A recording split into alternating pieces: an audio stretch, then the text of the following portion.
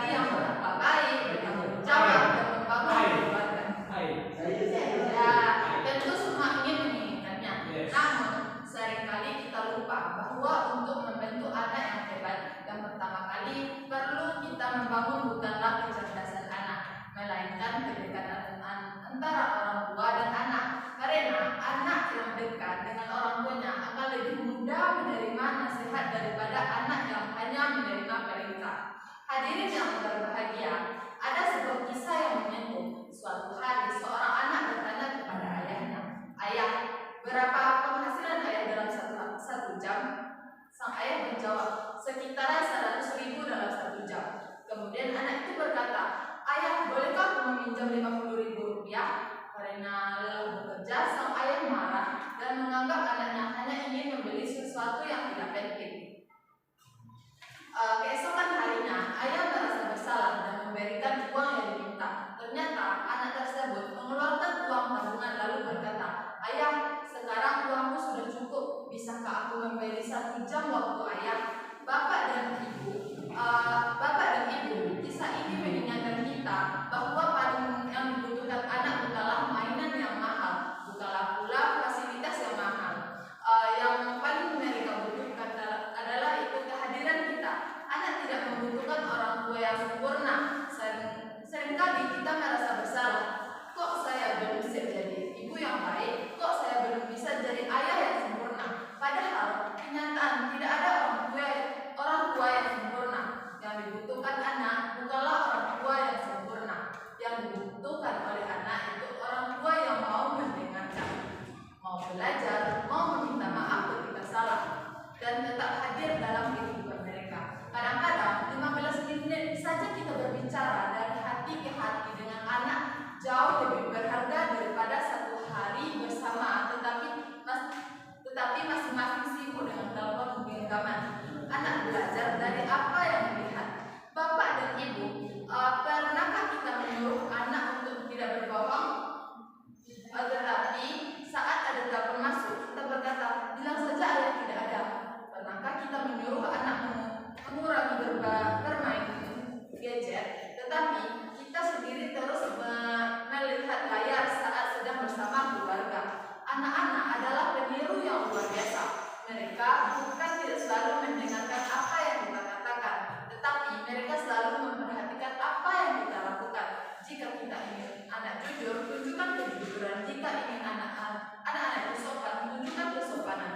Jika kita ingin anak itu disiplin, tunjukkan kedisiplinan. Karena pendidikan pertama adalah utama bagi anak bukanlah sekolah.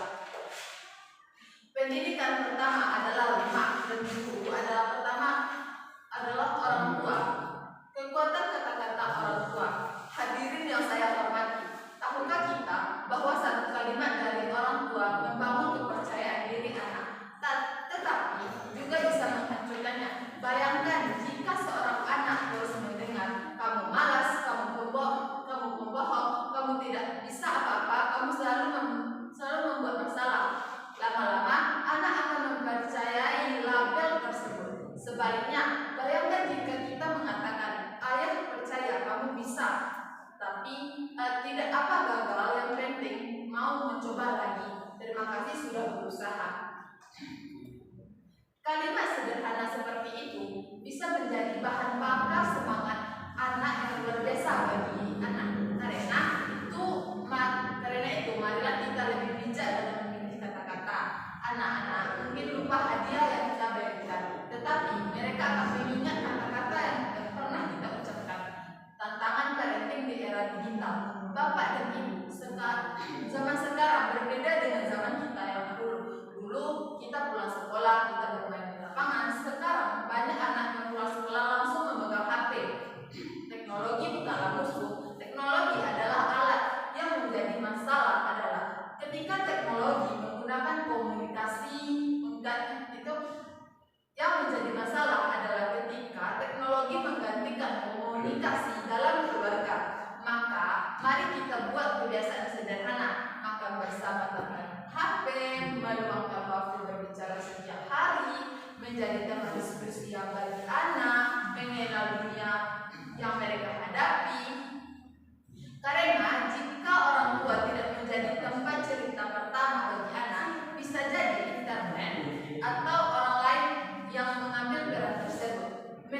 anak menjadi tangguh, seringkali kita ingin melindungi anak dari semua kesulitan. Namun hidup tidak selalu mudah. Suatu hari mereka akan menghadapi kegagalan. Mereka akan kecewa, mereka akan ditolak, mereka akan jatuh. Tugas kita bukanlah memastikan mereka tidak pernah jatuh. Tugas kita adalah mengajarkan mereka cara untuk bangkit ketika jatuh.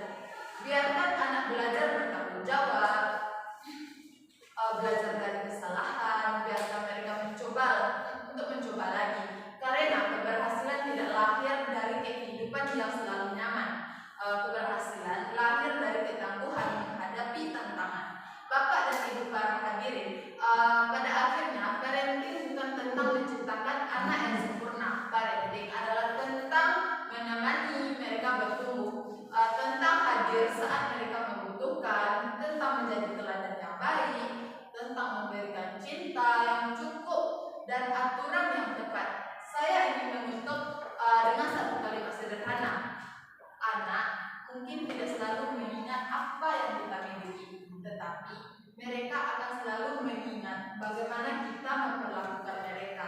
Mari kita pulang hari ini dengan satu tekad, bukanlah menjadi orang tua yang sempurna, tetapi menjadi orang tua yang lebih hadir, lebih sabar, dan lebih dekat dengan anak kita. Terima kasih atas